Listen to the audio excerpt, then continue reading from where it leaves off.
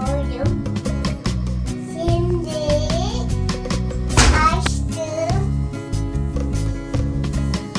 Buraya koyuyorum buraya. Koydum. Ve kapattım.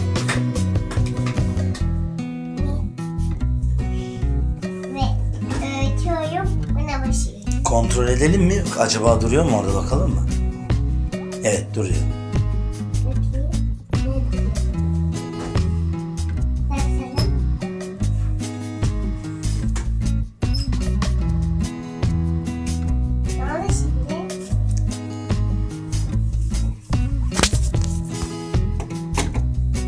Acaba kapağı mı iyi kapatmadınız?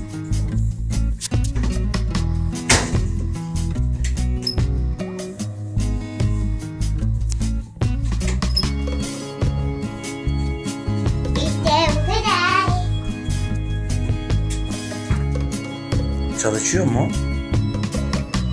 Bu kadar mı? Başka bir şey var mı?